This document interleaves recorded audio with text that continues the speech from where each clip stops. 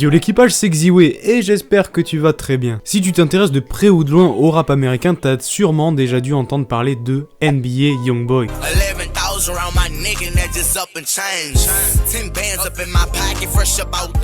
En effet, c'est l'un des leaders et l'une des plus grosses figures du rap américain moderne. Il a notamment été élu le rappeur le plus écouté de l'année sur YouTube, ainsi que son projet All Youngboy 2 sorti en 2019 est le 7ème projet le plus vendu de l'année. Et là, tu peux te demander comment ce rappeur a seulement 20 ans est déjà comparé à Tupac. Visionnaire et génie musical, ou simplement rappeur et en profiter d'un peu de buzz, dans cette vidéo nous allons voir l'histoire de NBA Youngboy. Nous allons retracer sa carrière et analyser comment ce jeune rappeur, encore inconnu il y a quelques années, a pu devenir l'un des artistes les plus prometteurs des prochaines décennies.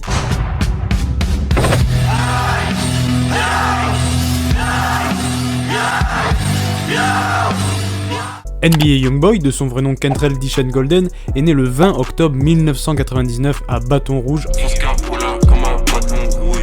en Louisiane. Si tu ne connais pas Bâton Rouge, c'est l'une des villes avec le plus fort taux de criminalité de toutes les États-Unis. En effet, il y a un bon nombre de gangs là-bas, et je pense que t'as compris que grandir dans ce climat-là, c'est pas une mince affaire. Et le petit Kentrell, lui, il échappera pas à la règle, puisque dès ses 4 ans, à son plus jeune âge, il avait déjà pris l'habitude de se battre avec ses camarades. Et c'est donc un jour, dans une bagarre qui a mal tourné, il s'est donc gravement blessé à la tête, et a dû porter une orthèse crânienne pendant plusieurs semaines. C'est ça qui lui a coûté ces cicatrices qui font aujourd'hui sa marque de fabrique, et qui permettent de l'identifier assez facilement. Donc non, il s'est pas fait tirer dessus à la tête ou quoi que ce soit comme certains le disent, c'est à cause de cette machine qui lui permettait de maintenir sa tête droite que ses cicatrices ont commencé à apparaître. Un peu plus tard, à 8 ans seulement, son père se fait arrêter pour un braquage qui a mal tourné et écope d'une peine de 55 ans de prison. Donc on tente de dire que son père, il le reverra sûrement plus jamais. Sa mère, elle, après cette nouvelle, a décidé de quitter la ville et, entre guillemets, abandonner ses enfants à sa grand-mère qui va les élever seule, puisque oui, NBA Youngboy a 2 frères qui sont plus petits que lui. Et comme presque tous les jeunes de Bâton Rouge, il va délaisser l'école au profit du hood et de la musique qu'il va commencer à approcher très tôt et qui va commencer à apprécier ça également. Donc très souvent, il commence à sécher les cours, etc. jusqu'à définitivement quitter l'école en 3ème. Et là, il se retrouve un petit peu perdu dans sa vie puisque pour lui, c'est bien loin l'image de NBA Youngboy rappeur, etc. Il s'y voit vraiment pas du tout.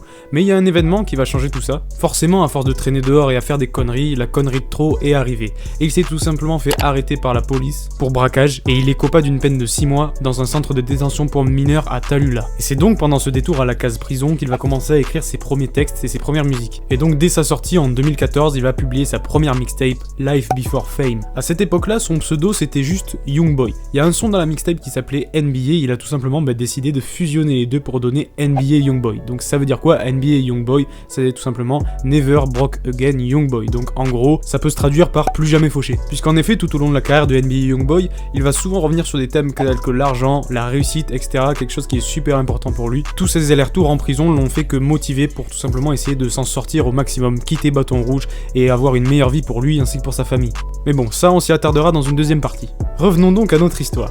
On est en 2014, il vient de sortir sa première mixtape et il va commencer à se rendre compte qu'il a un réel potentiel dans la musique.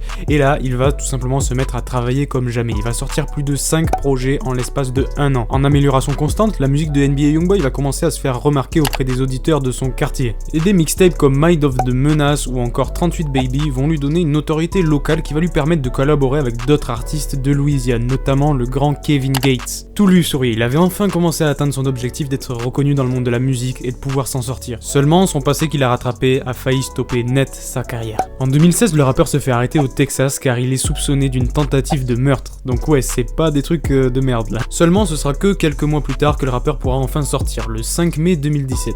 Et cet événement qui aurait pu littéralement détruire sa carrière n'a au contraire fait que l'alimenter un maximum. Puisque cette affaire a fait grand bruit aux USA et lui a donné la visibilité qu'il cherchait tant en fait. Et du coup, une semaine après sa sortie de prison, il balance le morceau qui va changer sa vie. J'ai nommé Untouchable. For the quit so many times, but I knew this moment would come. Now it's my time. I gotta make up for all them nights that my mama cried. I'm going in, I'm putting everything on the line. Et là, ça y est, NBA Youngboy a définitivement percé. Le morceau a réussi à se hisser une place jusqu'à la 95e place des billboards américains. Et il enchaîne directement avec la sortie de sa mixtape All Youngboy le 3 août 2017. Là encore, c'est un énorme succès pour lui et dans cette mixtape, on trouve des morceaux phares comme No Smoke ou encore Graffiti.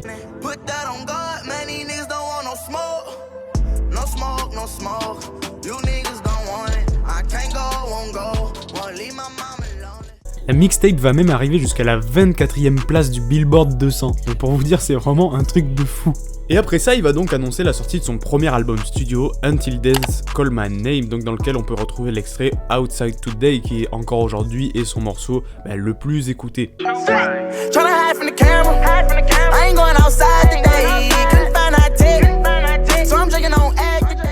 La suite, tout le monde la connaît, il va donc sortir le deuxième épisode de All Young Boy en 2019 qui va tout simplement cartonner. Il va également travailler avec Juice WRLD sur le morceau Bandit, etc. En 2020, il a même prévu un album collaboratif avec Rich the Kid, et dans sa vie personnelle, aujourd'hui, il est papa de 4 enfants avec 4 femmes différentes, donc voilà, pour lui, tout va bien dans sa vie, il a réussi à quitter Bâton Rouge et à assurer un avenir pour ses enfants et pour lui.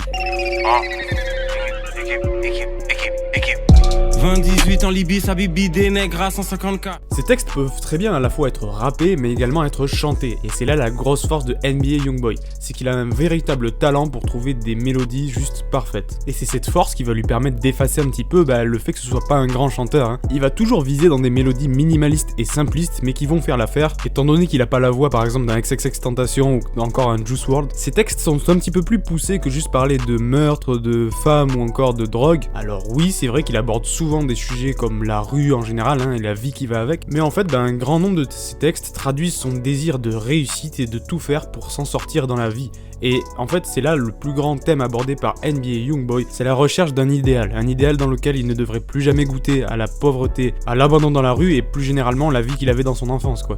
Et son idéal, NBA Youngboy compte l'atteindre par deux moyens, le succès et la reconnaissance de son travail, ainsi que l'argent et la liberté financière qui va avec. Et je pense que ce qui a joué le plus grand rôle dans sa carrière, c'est sa productivité juste énorme. Avec plus de 15 projets à son actif en l'espace de seulement 5 ans, il bombarde de contenu toute l'année. Et il a une chaîne YouTube aussi alimentée qu'une chaîne gaming, sérieusement, il sort des clips toutes les semaines. Et aujourd'hui on est dans l'ère du streaming, dans l'ère des réseaux sociaux, où la musique se consomme ultra rapidement, puis se jette ultra rapidement. Et ça, NBA Youngboy, il a bien compris, il a su l'utiliser à son avantage en restant toujours à l'actualité, en sortant de nouveaux projets, de nouveaux sons, etc. Et c'est pour ça que je pense qu'il pourra jouer l'un des rôles majeurs dans le paysage hip-hop dans les prochaines années, car comme on le sait, le plus dur, c'est pas d'être numéro 1, mais c'est de le rester. Donc voilà, j'espère que cette petite vidéo sur NBA Youngboy t'aura plu. Si c'est le cas, vraiment n'hésite pas à liker ou alors à t'abonner à la chaîne, ça me ferait juste super plaisir.